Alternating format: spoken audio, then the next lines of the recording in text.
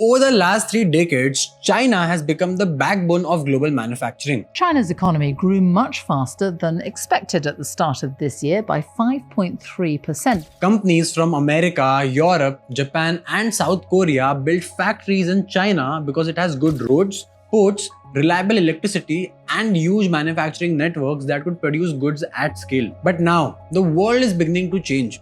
Rising costs, geopolitical tensions, trade disputes, and the disruptions exposed during the COVID-19 pandemic have pushed many companies to reduce their dependence on a single country. World's second largest economy, China, is struggling with protracted COVID curbs.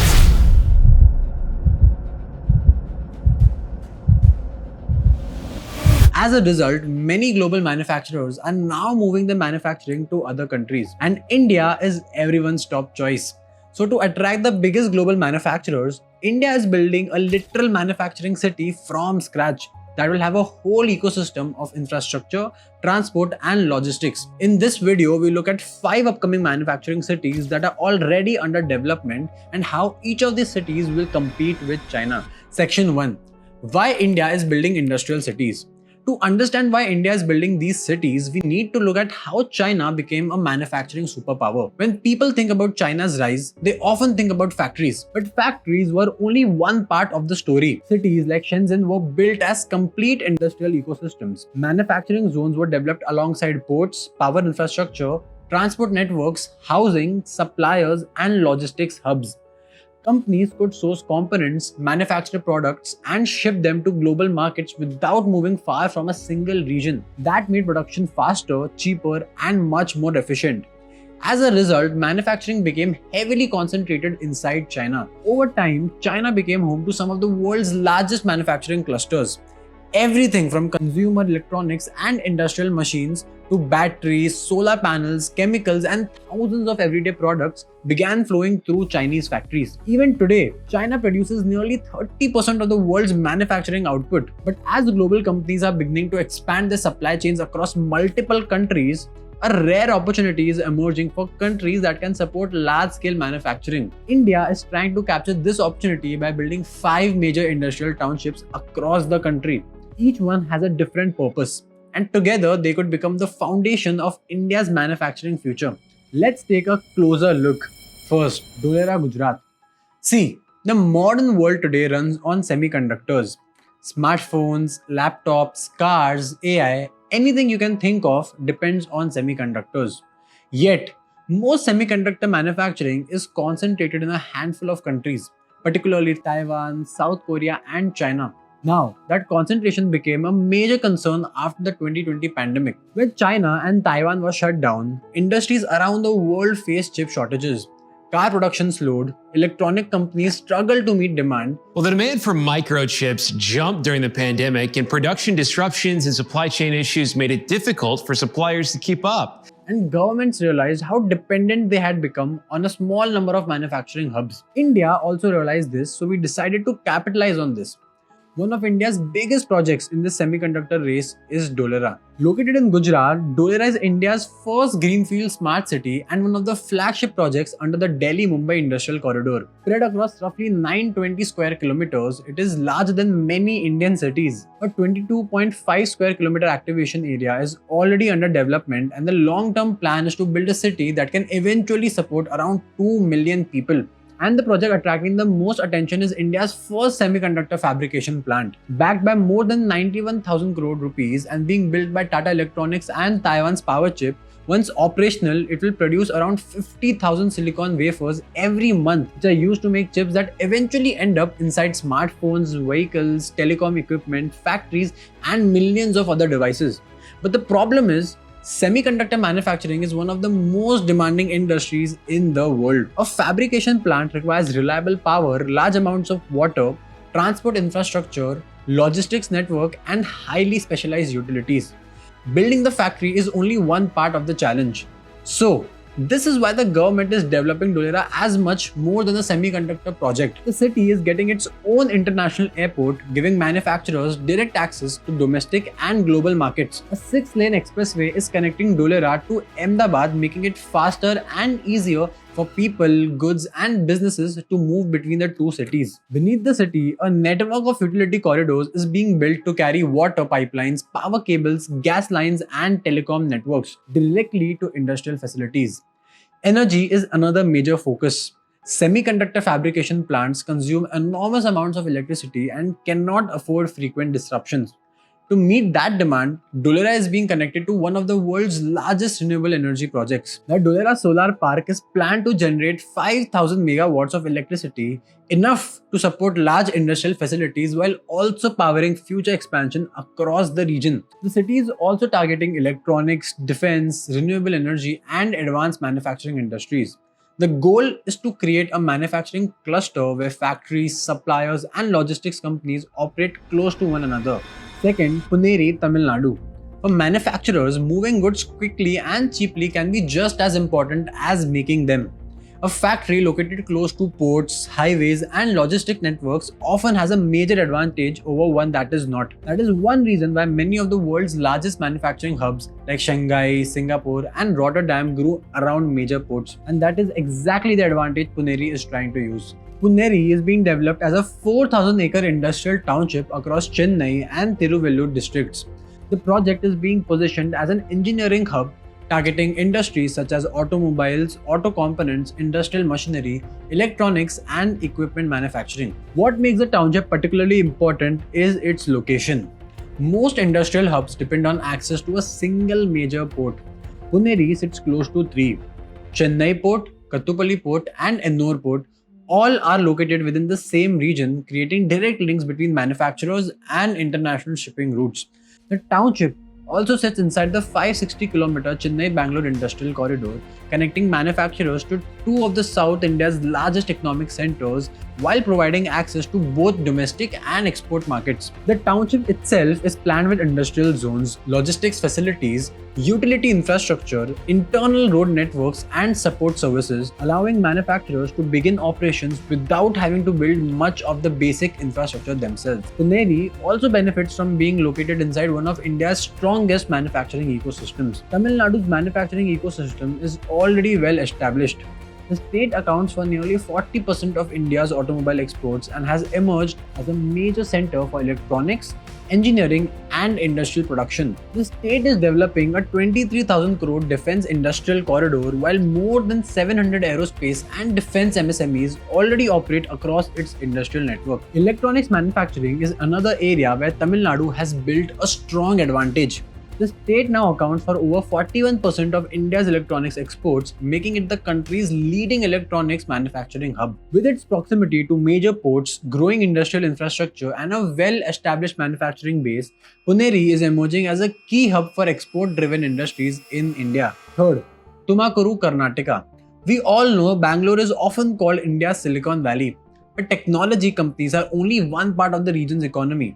The city also is one of India's largest centers for manufacturing, engineering, aerospace, and electronics. As those industries continue to grow, so does the demand for industrial land, transport infrastructure, and space for future expansion. The growth is now beginning to spread beyond Bangalore itself. About 120 kilometers away in Tumakuru district, one of the largest industrial township projects in southern India is under development. Tumakuru Industrial Township is being developed under the Chennai-Bangalore Industrial Corridor and spans roughly across 8,500 acres. The project is being built in phases, with the first phase covering around 1,722 acres. The project's location is one of its biggest strengths. National Highway 48 runs alongside the site, creating direct road connections to Bangalore, Chennai, and Mumbai. Bangalore International Airport is located around 115 kilometers away. The Tumakuru railway station also sits nearby, while Mangalore Port provides direct access to international shipping routes through the highway network. For manufacturers, that means components, raw materials, and finished products can move through multiple transport links without depending on a single route. The township itself has been planned as a mixed-use development. Alongside industrial areas, there will be residential neighborhoods, commercial districts, institutions, utilities, and green spaces. Several sectors have already been identified for the project, including electronics, automobiles, engineering, pharmaceuticals, chemicals, textiles, food processing, and general manufacturing. To attract those industries, the township is being developed with the plug and play infrastructure. Instead of spending years arranging land, utilities, roads, and industrial services before construction can begin, companies will be able to move into sites where much of that groundwork has already been completed. The first phase alone is expected to attract around 7,000 crore in investment and generate nearly 88,000 jobs over the next 5 to 6 years. If development progresses as planned, Tumakuru could emerge as one of the largest manufacturing hubs in southern India and an important link in the Chennai-Bangalore industrial corridor. Fourth, Krishnapatnam, Andhra Pradesh. Every manufacturing network needs a gateway, a place where raw materials arrive, finished product leaves, and industries connect to global markets. For India's eastern coast, that gateway could be Krishnapatnam Industrial Smart City.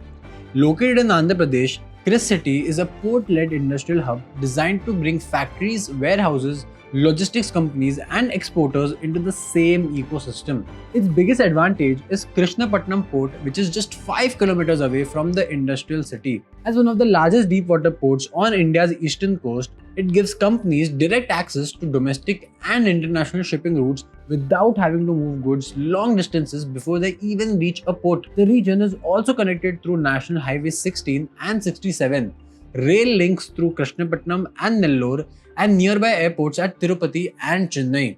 It also sits close to major industrial corridors connecting Chennai, Bangalore, Vijayawada, Amravati and Anantapur, while linking sections of both Chennai-Bangalore Industrial Corridor and the Visakhapatnam-Chennai Industrial Corridor. That makes the city particularly attractive for industries that depend on efficient supply chains. Automobiles, electronics, pharmaceuticals, biotechnology, textiles, apparel, food processing and engineering goods have all been identified on focus sectors. But what makes Kris City different is that it is not being planned as only an industrial zone. The project spans nearly 10,500 acres and is being designed as a full-scale smart city targeted for completion by 2028. The first phase, covering 2,100 acres, has been allocated around 1,200 crores for infrastructure development, with nearly 350 crore rupees already being spent on roads, drainage systems, power networks and communication infrastructure. The project is expected to attract around 10,500 crore rupees in investments and create nearly 98,000 jobs. Plans include 16 residential zones, business centers, office spaces, schools, hospitals, retail areas, sports and culture facilities, and other urban infrastructure needed to support a large workforce. Walking and cycling tracks, green spaces, waste management systems and digital infrastructure all are being built into the master plan from the very beginning. If the project stays on track, Kris City could emerge as one of India's largest port-led industrial cities by 2028, serving as a major gateway between Indian manufacturing and global trade. Fifth, Vikram Udyogpuri, Madhya Pradesh. For centuries, Ujjain has been known as one of India's most important religious cities. Every year, millions of pilgrims visit the city, and during the Kumbh Mela, that number rises significantly. The city is home to the Mahakaleshwar temple and has occupied a special place in India's cultural and spiritual histories for generations. So that's why industrial development is not something people usually associate with Ujjain. But just outside the city, 8 kilometers away from Ujjain, a major industrial hub is emerging. Spread across roughly 1,100 acres, Vikram Udyogpuri is being developed as part of the Delhi-Mumbai Industrial Corridor, one of India's largest industrial infrastructure programs. The project is designed as an integrated industrial township, bringing together manufacturing areas, commercial spaces, utilities, and supporting infrastructure within a single development. The real advantage, however, lies in its location. Ujjain sits close to some of Madhya Pradesh's most important industrial centers, including Indore, Devas and Pithampur. In particular, Pithampur has emerged as one of India's largest automotive manufacturing hubs, earning the nickname Detroit of India. So when a company sets up in Vikram Udyogpuri, it is not arriving in the middle of nowhere. There are already suppliers to work with, transport networks to use, and industrial clusters operating across the region. The township is targeting industries such as pharmaceuticals, biotechnology, automobiles, auto components, electronics, textiles and food processing. And unlike many industrial projects that are still awaiting for their first factories, companies have already started to move in. Amul is one of the largest companies to invest in the township so far. Beyond the industrial activity has already begun, with more than 60 companies securing land, around 20 units entering production, and several under construction. One of the biggest development is a dedicated medical device park spread across 360 acres. India still imports around 70% to 80% of its medical devices, particularly high-end equipment such as diagnostic machines, imaging systems, implants, and specialized healthcare devices. The idea behind the park is to bring manufacturers into a single location, helping build more of that production capacity within India itself. The park is already attracting manufacturers. So far, 36 medical device and healthcare companies have secured land and together proposed investments of nearly 1,855 crore rupees. These companies are expected to create almost 7,000 jobs. The products planned for manufacturing range from self-testing kits and medical test kits to dental implants, orthopedic implants, catheters, wound care products, disinfectants, and sterilization equipment. With companies already moving in and new facilities continuing to come up, it would surprise no one if Vikram Udyogpuri became one of Madhya Pradesh's most significant industrial developments. A century ago, many of today's industrial powerhouses looked nothing like they do now. Shenzhen was a small fishing town, while cities like Shenzhou and Dongguan had not yet emerged as the manufacturing giants they are today. Many of the manufacturing centers that now produce goods for the entire world had not yet begun their transformation. What changed was not their location. It was decades of investment in infrastructure, industry, logistics, and the ecosystems that allow businesses to grow. India is now trying to build some of those ecosystems for itself. Today, Dholera, Tumakuru, Ponneri, Krishnapatnam, and Vikram Udyogpuri are still work in progresses. Some are focused on semiconductors, while others on engineering, logistics, healthcare exports, or advanced manufacturing. Most are still years away from reaching that scale their planners envision. Only be known years from now. But if India's role in global manufacturing grows significantly over the coming decades, these are the kind of places where the growth is likely to happen.